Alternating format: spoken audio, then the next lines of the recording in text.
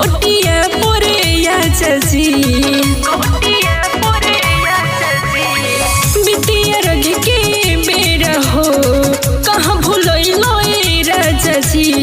फलया दौरा जल्दी से लेके घोटिया पोरे या चाची भेज देलो हमके राजा घाट पोयो केला में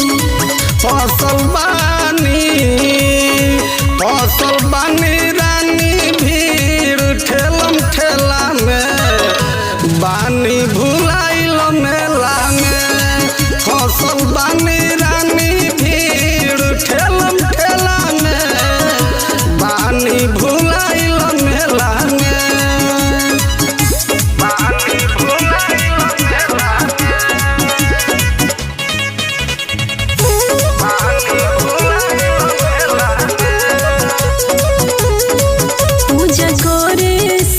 छोटी घटिया गोइले कोके देरी बड़ा हमरा के पगला गोइले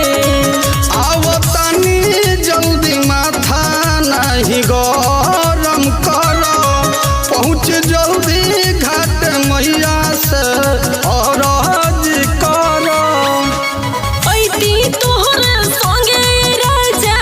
पड़ती नहीं फेरा में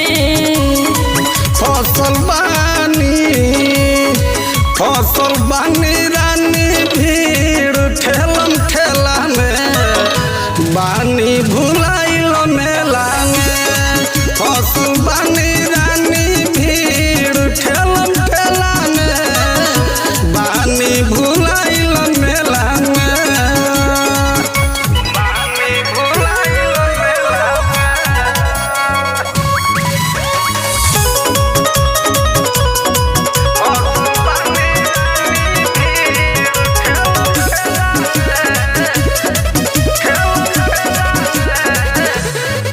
धीर कीजिए न पंडित जी बुला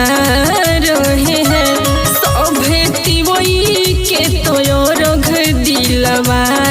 रहे हैं फोन करके दौरा जल्दी मंगवा लीजिए अपन बहिनियों के घाट बुलवा लीजिए गुसहया वो तटे राजा डोल तू झमेला में फसल बानी